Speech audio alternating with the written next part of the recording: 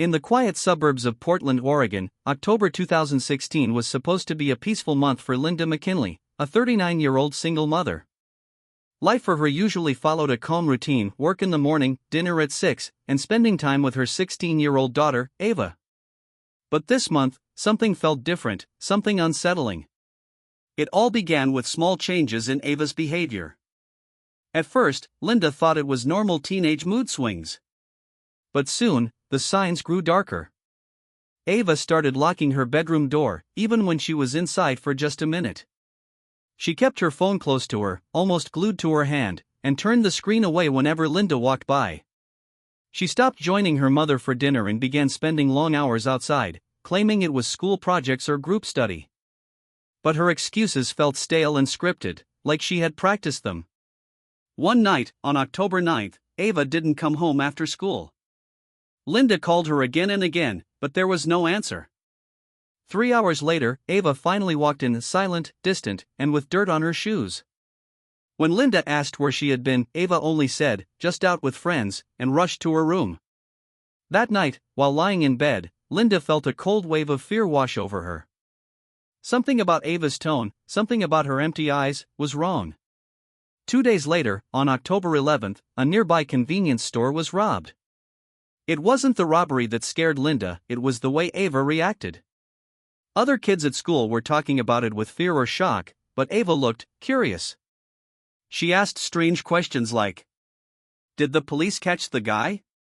Was the store camera working? Was anyone recording it?" It wasn't normal curiosity, it sounded like analysis. On October 12th, another strange incident occurred.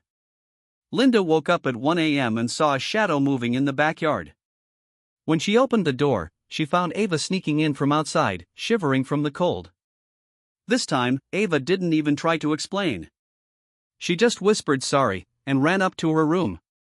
Now panic was growing inside Linda. Her daughter was hiding something dangerous. The final push came when Linda was doing laundry on October 13th. While checking Ava's dirty clothes, she found a muddy jacket hidden under the pile. But the real shock was inside the pocket, a torn piece of a blue latex glove, the kind police officers or burglars might use.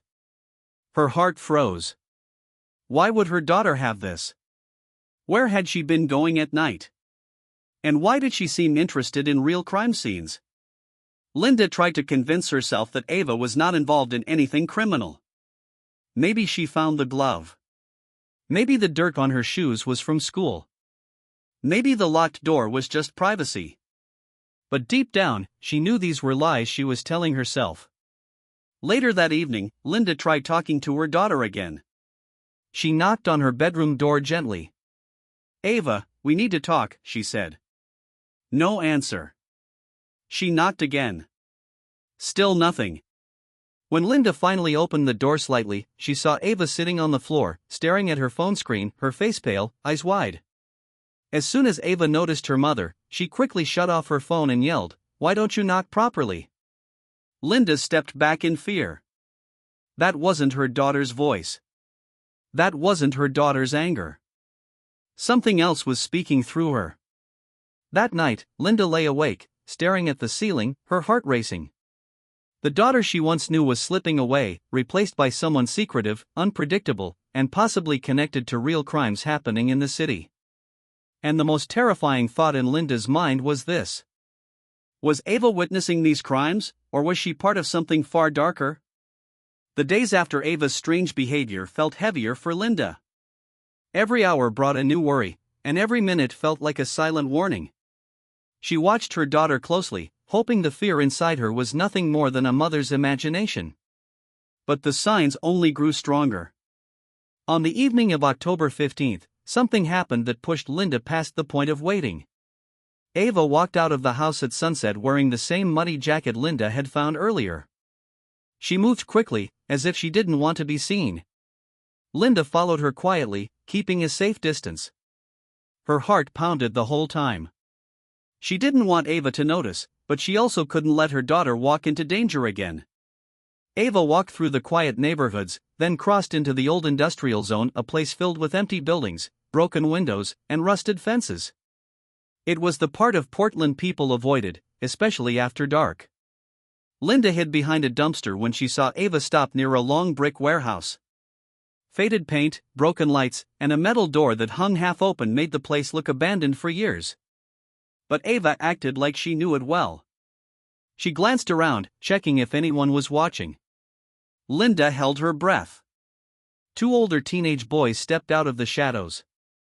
One wore a hoodie pulled low over his face, while the other carried a small backpack. Ava walked toward them like she had been expecting them. The taller boy handed her a black USB drive. Linda's stomach twisted. Ava slipped the USB into her pocket and followed them inside the warehouse. Linda hesitated only for a second before creeping closer. From outside, she heard faint echoes, footsteps, a metal object falling, and then muffled voices. A chill ran down her spine. Just 3 blocks away, at 7:25 p.m., police sirens blared. A robbery had just been reported on Morrison Street. The timing was too close. Too perfect. Too frightening. Inside the warehouse, Ava's voice echoed faintly. "Did you get the video?" she asked. Linda stepped closer, pressing her ear near the cracked wall. "We got everything," the boy replied. "But you have to stay quiet. No one should know you were there." Ava whispered something Linda couldn't hear, but her voice sounded shaky, almost scared. Linda's heart screamed to rush in and pull her daughter out, but fear locked her in place. Her mind was spinning. What video were they talking about? Why did Ava need a USB? And why were they meeting in a place where criminals might hide? The metal door suddenly slammed open. Linda jumped back, hiding behind a stack of wooden pallets. The boys walked out first. Ava followed, clutching the pocket where the USB was hidden. Her face looked pale and tense. The taller boy leaned close to her and said, "Remember, don't open the files at home. And don't tell your mom anything." Ava nodded quickly. Linda felt her throat tighten. She wanted to scream, cry, or demand answers, but her legs wouldn't move. She watched her daughter walk away with those boys like she had walked into another life, a dangerous one. When the boys disappeared into the darkness, Ava slipped away toward home. Linda waited a moment before following her again. Every step felt heavier than the last. She knew something major was happening, something far worse than teenage trouble. When Ava finally entered the house, Linda stood outside for a long moment, shaking, trying to breathe. Her daughter had been inside an abandoned warehouse with strangers. She was carrying a mysterious USB. And around the same time, another violent crime had taken place nearby. Now a horrifying question burned inside Linda's mind. Was Ava only watching these crimes, or was she getting pulled into the heart of them? The night after the warehouse incident, Linda barely slept. Every time she closed her eyes, she saw Ava in that dark building, holding the black USB like it was something dangerous. By morning, she knew she couldn't wait any longer. She had to find out the truth. When Ava left for school, Linda rushed into her room and searched for the USB. It didn't take long to find. Ava had hidden it in a small box under her bed, wrapped in an old scarf. Linda held it with shaking hands. She knew she shouldn't open her daughter's things, but fear was stronger than guilt. She plugged the USB into her laptop. At first, the screen stayed black. Then a folder appeared. Watch logs. Her heart skipped a beat. Inside the folder were 3 video files, each named with dates October 4th, October 9th, and October 11th. These dates matched the recent crimes in Portland. Linda clicked the first video. The footage was shaky, like someone had recorded it from a distance. A man ran out of a small grocery store while alarms were blaring. In the background, a voice whispered, "Get closer, keep filming." Linda froze. It wasn't police footage. It wasn't security camera footage. It was recorded by someone who was there. She opened the second video. This time, a woman screamed, "Stop! Someone help!" Linda covered her mouth. She recognized that voice. It was in the audio recording she had heard on Ava's phone. Tears filled her eyes. Why did Ava have videos of real crimes? Who filmed these? And how did her daughter get involved? The third video was worse. It showed a man breaking into a parked car. In the corner of the screen, for a second, a reflection appeared. A hoodie. A phone. A hand shaking. Someone young. Someone nervous. Someone who might have been Ava. Linda slammed the laptop shut. She felt sick. The house felt smaller. The walls felt closer. Her daughter was not just watching crime scenes, she was near them. A buzzing sound broke the silence. Ava had left her tablet on the desk.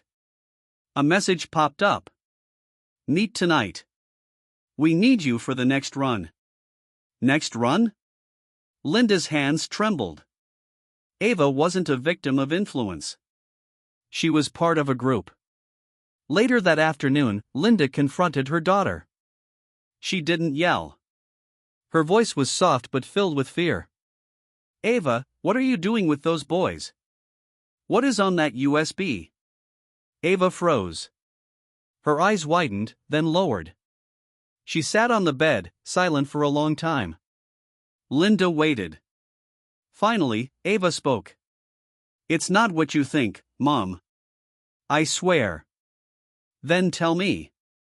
Ava took a deep breath, her voice shaking. I joined an online group. They call themselves the Watchers. They don't commit crimes, they observe them. They track areas where crimes might happen next. They film everything and upload it to a private server. It's like a project. A documentary. A documentary? Linda whispered, horrified. I didn't know it was this serious when I joined. At first, it was just abandoned places, old factories, strange neighborhoods. Then Derek, the leader, asked us to film real crime scenes. He said it helps him predict patterns. He said we were doing something important. Linda felt her legs weaken. Ava, this is not a project. This is illegal. Dangerous. Ava nodded slowly. I know. But now I can't leave. Derek said if anyone tries to quit, their videos get posted online. He said it would ruin our lives. Linda's breath caught. Blackmail. Threats. Crime scenes. Her daughter was trapped. Ava looked at her mother with terrified eyes. Mom. Derek wants me to join another recording tonight. He said it's big. And he said, I can't say no. The room fell silent. The clock ticked softly. Outside, the wind pressed against the window. And the question Linda feared the most echoed inside her mind. If she didn't stop this tonight, what would Ava become tomorrow? The evening of October 29, 2016, felt colder than usual in Portland. Dark clouds covered the sky, and the wind carried a strange, heavy silence. Linda could feel something coming, something she feared since the first night Ava had disappeared. Now she knew there was no turning back. Tonight could decide her daughter's future. That afternoon, Ava had received a final message from Derek. Meet me at St. John's Bridge. Sunset. Come alone. We're recording something big. Ava showed the message to her mother with shaking hands. She looked tired and scared, as if she had been carrying a secret far heavier than she could handle. Linda took her daughter's hands and whispered, You are not going alone. Not this time. But Ava shook her head. He'll know if you follow. He always knows. Linda didn't argue. Instead, when Ava left the house at 5:40 p.m., Linda waited 2 minutes, grabbed her phone, and followed, keeping her distance, but never letting Ava out of sight. This time, Linda also did something she should have done long ago. She called the police. Please, she begged. My daughter is being forced into something dangerous. The man behind it is wanted for multiple crimes. Dispatch responded calmly. Officers are on the way. Do not approach. Stay hidden. As Ava reached the long, towering St. John's Bridge, the sky had turned purple and orange from the setting sun. The giant green steel structure felt cold and lonely, almost like it was watching everything below. Ava stepped onto the walkway. Her small figure looked even smaller under the massive bridge ropes. Linda hid behind a pillar, peeking just enough to see her daughter. Minutes passed like hours. Then a shadow emerged from the dark side of the bridge. Derek. Tall, thin, wearing a black hoodie, holding a camera in one hand and something heavier in the other. As he stepped closer, Linda realized the second object was a gun. Ava froze.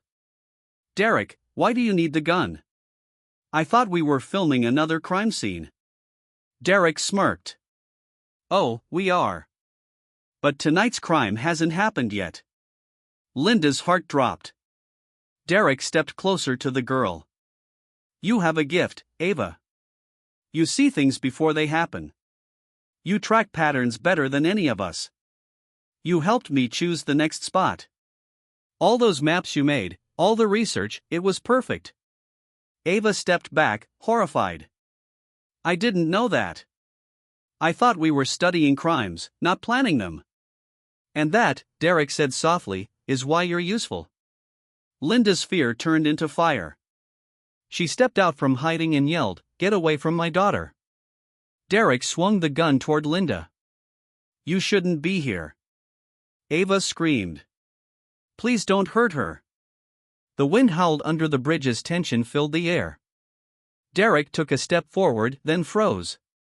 Red and blue lights flashed across the steel beams. Police cruisers screeched to a stop at both ends of the bridge. Officers moved fast, forming a line behind their cars, guns drawn, voices echoing. Drop your weapon. Don't move. Derek cursed under his breath. He grabbed Ava's arm, trying to pull her back. But in that moment, Ava did something no one expected. She twisted away, shoved Derek with all her strength, and stumbled toward her mother. Derek lost his balance for a second, just enough time for officers to advance. Shots fired. Metal clanged. Derek bolted into the shadows beneath the bridge, disappearing down the narrow maintenance stairs. Police chased him, shouting orders, but the darkness swallowed him whole. Linda wrapped her arms tightly around Ava as officers guided them to safety. The nightmare was over.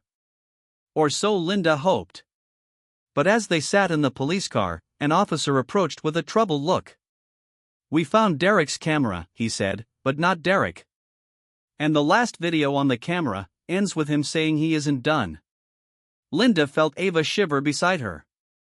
Because somewhere out there, Derek was still watching.